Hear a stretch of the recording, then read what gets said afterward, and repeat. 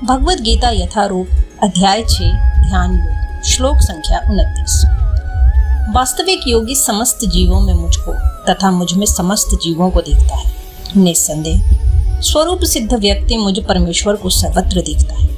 तात्पर्य: कृष्ण भावना भावित योगी पूर्ण दृष्टा होता है, क्योंकि वह परब्रह्म कृष्ण को हर प्राणी के हृदय में परमात्मा रूप में स्थित देखता है। ईश्वर सर्वभूतानां हृदेशे अर्जुन तिष्ठति। अपने परमात्मा रूप में भगवान एक कुत्ते तथा एक ब्राह्मण दोनों के हृदय में स्थित होते हैं। पूर्ण योगी जानता है कि भगवान नित्य रूप में दिव्य हैं और कुत्ते या ब्राह्मण में स्थित होने से भी भौतिक रूप से प्रभावित नहीं होते। यही भगवान की परम निरपेक्षता है। यद्यपि जीवात्मा भी एक एक हृदय में विद्यमान है, किंतु वह एक साथ समस्त हृदयों में सर्वव्यापी नहीं है। आत्मा तथा परमात्मा का यह अंतर है। जो वास्तविक रूप से योगाभ्यास करने वाला नहीं है, वह इसे स्पष्ट रूप में नहीं देखता। एक कृष्ण भावना भावित व्यक्ति कृष्ण को आस्तिक तथा नास्तिक दोनों में देख सकता है। स्मृति में इसकी पुष्टि इस प्रकार हुई है: आतत्वाच्च मात्रत्वाच्च आत्मा ही परमोहल। भगवान सभी प्राणियों के स्तोत्र होने के कारण माता और पालनकर्ता के समान है। जिस प्रकार माता अपने समस्त पुत्रों के प्रति समभाव रखती है, उसी प्रकार परम पिता भी रखता है। फलस्वरूप परमात्मा प्रत्येक जीव में निवास करता है। बाह्य रूप से भी प्रत्येक जीव भगवान की शक्ति में स्थित है। भगवान की दो मुख्य शक्तियां हैं, परा तथा अपरा। जीव पराशक्ति का अंश होते हुए भी अपरा शक्ति से बद्ध है। जीव सदा ही भगवान की शक्ति में स्थित है। प्रत्येक जीव किसी न किसी प्रकार भगवान में ही स्थित रहता है।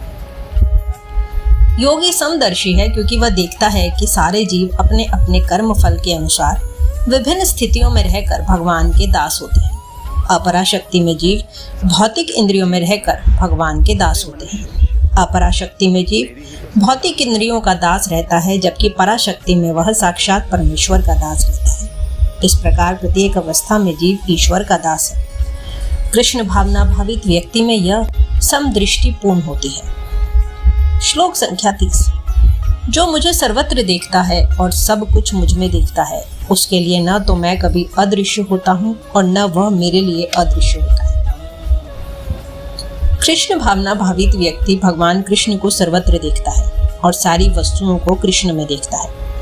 ऐसा व्यक्ति भले ही प्रकृति की पृथक पृथक अभिव्यक्तियों को देखता प्रतीत हो, किंतु वह प्रत्येक दशा में इस कृष्ण भावनामृत से अवगत रहता है कि प्रत्येक वस्तु कृष्ण की ही शक्ति की अभिव्यक्ति है। कृष्ण भावनामृत का मूल सिद्धांत ही यह है कि कृष्ण के बिना कोई अस्तित्व नहीं है और कृष्ण ही सर्वेश्वर है।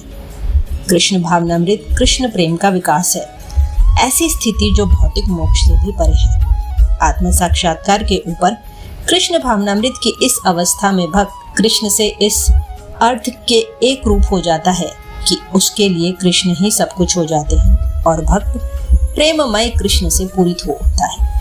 तब भगवान तथा भक्त के बीच अंतरंग संबंध स्थापित हो जाता है। उस अवस्था में जीव को विनष्ट नहीं किया जा सकता और न भगवान भक्त की दृष्टि से ओझल होते हैं। कृष्ण में तादात्म्य होना आध्यात्मिक नहीं है। भक्त कभी भी ऐसी विपदा नहीं उठाता। ब्रह्म संहिता में कहा गया है, मैं आदि भगवान गोविंद की पूजा करता हूँ, जिनका दर्शन भक्तगण प्रेम रूपी अंजन लगे नेत्रों से करते हैं। वे भक्त के हृदय में स्थित श्याम सुंदर रूप में देखे जाते हैं। इस अवस्था में न तो भगवान कृष्ण अपने भक्त की दृष्टि से ओझल होते हैं और न भक्त ही उनकी दृष्टि से ओझल हो पाते हैं। यही बात योगी के लिए भी सत्य है, क्योंकि वह अपने हृदय के भीतर परमात्मा रूप में भगवान का दर्शन करता रहता है। ऐसा योगी शुद्ध भक्त बन जाता है और अपने अंदर भगवान को देखे बिना एक क्षण भी नहीं रह सकता। इस प्रकार भगवद गीता के अध्याय 6 ध्यान योग की श्लोक संख्या 6.29, 6.30 का भक्ति वेदांत तात्पर्य पूर्ण हुआ। हरे कृष्ण।